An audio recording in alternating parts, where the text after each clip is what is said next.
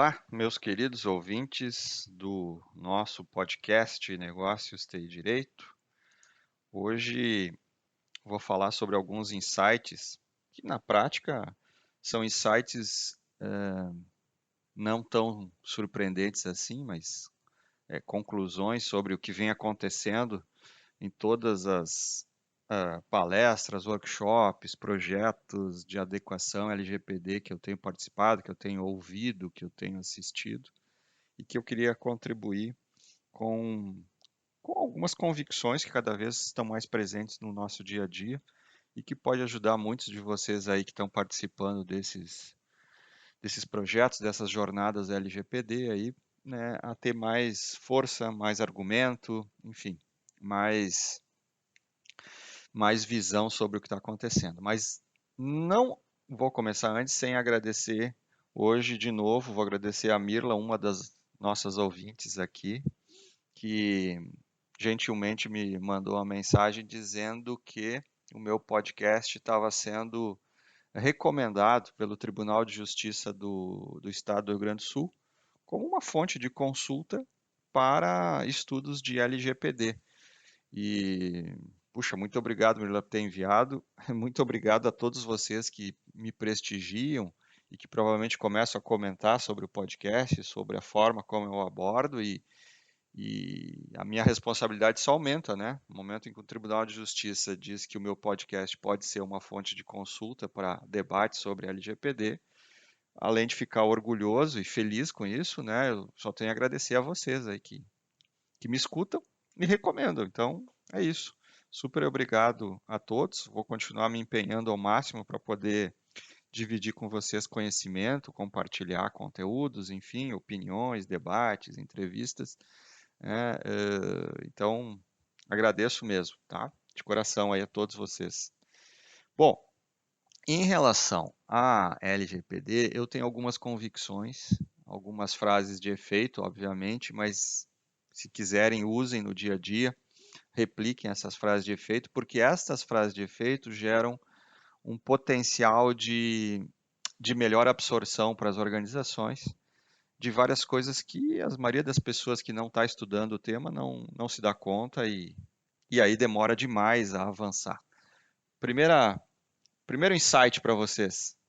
Eu acho que todos esses insights que eu vou trazer vocês conhecem. Não há nenhuma novidade. Mas usem esses insights no dia a dia porque eu acho que tem muita valia para todos. Primeiro insight: dados pessoais são propriedade das pessoas e não das empresas. Isso é muito difícil de ser compreendido pelas organizações, principalmente para aquelas organizações eh, privadas, onde o espírito de usar os dados das pessoas para fazer mais negócios é muito forte, muito presente. Não que isso não seja possível, que isso seja ilegal, claro que não. Fazer negócios é da nossa vida, né? É do nosso mundo capitalista, então os dados das pessoas para se alcançar as pessoas são importantes. O problema é como essas empresas tratam esses dados internamente, usando técnicas de massificação e acumulação de dados sem respeitar o sim ou não das pessoas. Eu sei que a força econômica está nos dados, mas o que a gente pode fazer com esses dados está nas pessoas. Talvez a automação de processos vai nos trazer mais empatia, mais humanidade no futuro em relação ao próximo, em relação ao ser humano. Talvez. Talvez eu duvide até disso, tá? Porque a forma como se faz negócios hoje, principalmente no mercado brasileiro, não é que a gente respeite muito o cliente, o consumidor, quem está do outro lado do balcão. São poucas as organizações que cumprem isso de forma carinhosa, vamos dizer assim. E a LGPD traz um pouco disso, dar carinho para as pessoas sem invadir a sua privacidade. E aí chegamos na segunda frase de efeito, ou segundo insight aqui do Regis. Privacidade é muito mais do que proteção de dados.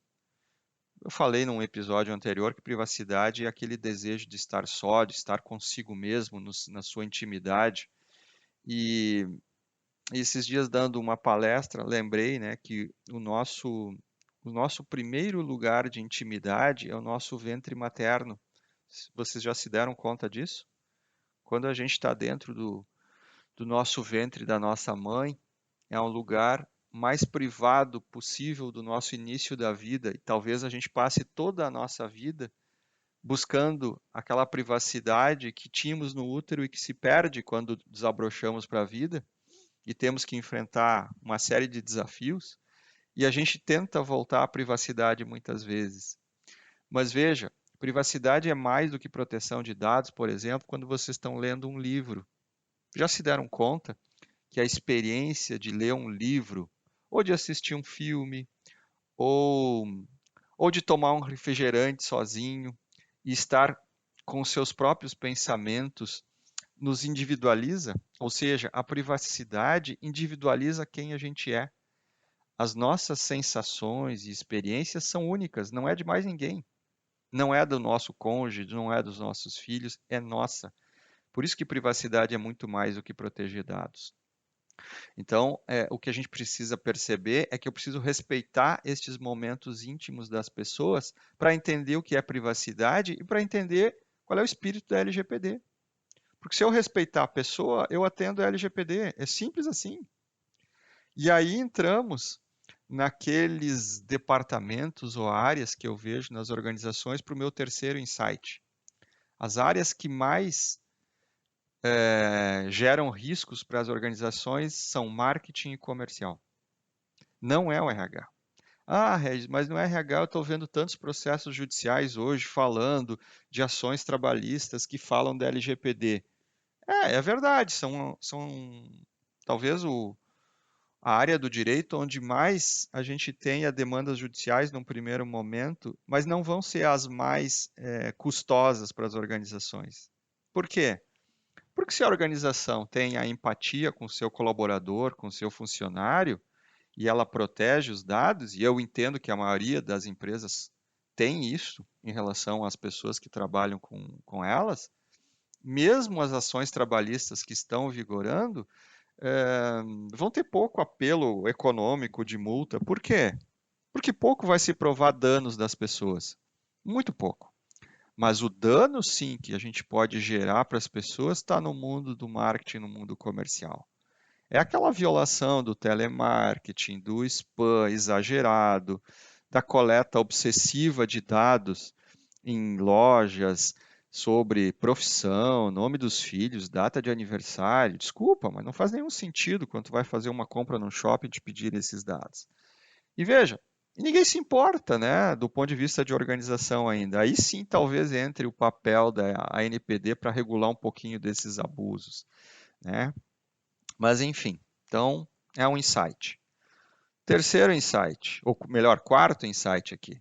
Somente estudar ou fazer certificação LGPD e mais todas as outras certificações que tem aí no mercado não garante que você vai saber adequar uma organização LGPD. Sabe por quê? Porque a teoria e a prática da LGPD tem um abismo. Tem até um episódio aqui nos meus podcasts sobre isso. Então, está cada vez mais convicto de que estudar LGPD não garante essa adequação. Por quê? Porque o dia a dia de uma organização não está escrito na LGPD. Veja, a LGPD diz o que fazer, não diz os comos. E é aí que muitos colegas, profissionais, consultores de TI, da área do jurídico falham. Por quê? Porque não tem experiência sobre negócios. Não sabe como uma empresa funciona, como é o modelo mental e a cultura da organização para capturar clientes, para querer como ela faz negócio, como ela pensa fidelização de clientes. E isso tudo é intrínseco à LGPD, por quê? Porque não adianta eu dizer, no artigo 18 tem o direito do titular assim assado. Sim, filho, como é que tu bota isso lá dentro daquela empresa onde a maior parte do comercial e do marketing não aceita isso? Como é que tu faz esse contorno? Porque a grande desafio de um consultor de LGPD é fazer o contorno, não é enfrentar a lei e jogar a lei na cara do cliente. Isso é fácil. Isso qualquer cursinho te vende. Não é isso que garante a satisfação e a adequação do teu cliente. Então aqui tem muito aprendizado. E aí chegamos no meu quinto insight, que tem a ver com isso. Está cheio de fanfarrões da LGPD no mercado, vendendo cursos, vendendo metodologias que não existem, que não estão escritas na LGPD e que o cara acordou de manhã, teve um insight e disse: agora eu vou inventar a metodologia do Canvas com modelo invertido com twist carpado. Gente, desculpa, não é isso que vai fazer com que a empresa fique adequada. Não é isto. O que tem que seguir é exatamente o modelo que a LGPD prevê lá no artigo 50. E pasmem, o único artigo que fala da lei sobre o como fazer é o artigo 50 da LGPD. Não tem nenhum outro. Nos 64, 65 artigos da LGPD, só tem este artigo que diz como. E ninguém olha para esse artigo 50. Este é o artigo do como. E é por isso que está dando tanta confusão na hora de se vender determinado modelo de como é que implementa, porque aquele artigo 50 ele é muito amplo. Ele fala de boas práticas. O que são boas práticas? Boas práticas é identificar quais são os dados que eu uso, por onde eles passam dentro da empresa, o que eu faço com eles, onde eu armazeno, quem acessa, se eu garanto rastreabilidade e quais são os riscos que isto geram para a minha organização e se eu quero ou não conviver com risco. Simples assim. O problema é que para botar isso em prática, vem os fanfarrões da LGPD vendendo mil e uma facilidades que não se concretiza na vida real. Não se concretiza, sabe por quê? Quando tu pega uma empresa real, onde tu tem que falar com o dono da empresa, com o cara do marketing, com o cara do comercial, o cara do RH, e tu quer aplicar a tua metodologia, não funciona. Esta metodologia não funciona. Precisa de uma habilidade com pessoas. O segredo, de novo, da adequação da jornada LGPD está nas pessoas. A habilidade como? Tu pega o conhecimento e tu faz as pessoas compreenderem. Então, nós precisamos evitar os fanfarrões que vendem cursos e nunca trabalharam num projeto de adequação LGPD. Façam o teste. Comecem a procurar os fanfarrões dos cursos de LGPD e descubram em que projetos LGPD eles estão.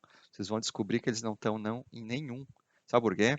Porque eles vendem só a teoria do artigo. Isso é fácil de vender. E aí vendem o artigo do medo. Né? Vocês já viram quantos advogados postam que entrou no ar as sanções da LGPD?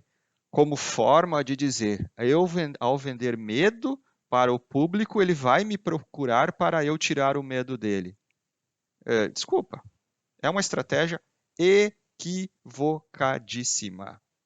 Equivocadíssima. Vender o medo para clientes no meio de uma pandemia, onde o cara vive milhões de problemas nas suas organizações, só te torna antipático. Entendeu essa frase? Você é um antipático quando você publica que tem multas que vão te agredir. Sabe por quê? De novo, pessoas são pessoas. Procura entender quem é o teu interlocutor do outro lado e não vender medo como se isso fosse te garantir qualidade do teu trabalho. Não é isso que funciona. Um dia, se vocês quiserem, eu ensino vocês como venderem, né? Consultoria. Porque se vocês não souberem como vender consultoria, vocês vão fazer tudo que é certificação, tudo que é curso e não vão ter clientes. Sabe por quê? Porque vocês não sabem conjugar o conhecimento ao desejo das pessoas que vocês entendem. De novo, tudo volta para o centro. Pessoas. E o último ponto que eu queria trazer hoje, que é um ponto que me incomoda por causa dos fanfarrões da LGPD, que é o seguinte. Vocês já viram que tem um direito dos titulares de dados que se chama eliminar os dados, né? Ele tem direito de pedir a eliminação dos seus dados. Vocês já leram efetivamente o artigo, o inciso inteiro? Não, provavelmente não. Sabe por quê? Porque tem um monte de titular de dados entrando nas empresas e pedindo, eu quero que exclua os meus dados. Aí a pergunta é, a gente vai sair apagando os dados dos titulares de dados das empresas? É óbvio que não. Sabe por quê? Sabe o que está escrito naquele inciso? É o seguinte, você pode pedir eliminação dos dados pessoais, dados em consentimento.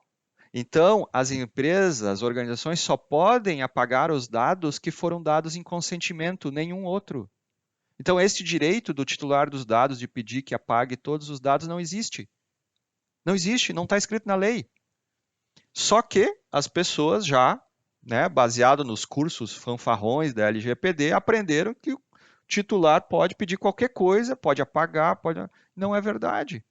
Vai ser um dos maiores problemas para os DPOs encarregados de dados em lidar com seus públicos. Por quê? Porque o cara vai pedir a eliminação dos dados e o DPO vai ter que explicar. Filho, não dá. Não dá porque a lei não diz que eu posso eliminar todos os dados. Eu posso eliminar os dados que tu me deu em consentimento. Quais são os dados que tu me deu em consentimento? Em que processo foi isso? Foi lá no evento? Foi lá no marketing? Foi lá no site? Então veja, de novo, a gente tem que começar a entender a lei na vida real e não lendo teoria e lendo artigo pela metade. E tem que saber interpretar os artigos, né? Porque eu tenho que traduzir aquele artigo para a vida organizacional. Então, como é que eu vou pedir para pagar um CPF que está vinculado a uma nota fiscal que a empresa tem que guardar por 5 ou 10 anos? Não pode, não pode. Mesmo que o cara queira, não pode. Então, esta confusão que fica estabelecida nas organizações ou para os GPOs vão ser os principais alvos de fricção em ação de indenização por dano moral, dano patrimonial que vão acontecer. Mas, se a gente entender e compreender bem a lei, super simples de poder responder para os titulares de dados quando eles têm e quando não têm direito. Aliás, não vou conseguir explorar hoje aqui, mas só tem 2 lugares na lei onde o titular pode pedir exclusão dos dados. Esse é um que eu falei, tá? Mas é só dados em consentimento. Então, assim, não vamos criar N teorias que o cara pode pedir apagamento de dados, ou deleção de dados de toda a empresa, porque não é verdade, tá? Isso não existe. Então, este foi o podcast com alguns insights para vocês confrontarem, usarem, utilizarem, né, e criticarem e trazerem à tona. Por quê? Porque se a gente não fizer esse papel de questionar certos padrões que estão querendo se estabelecer, o problema só aumenta, né? Então, super abraço a todos e até o próximo episódio do podcast Negócio, TI e Direito. Tchau, tchau.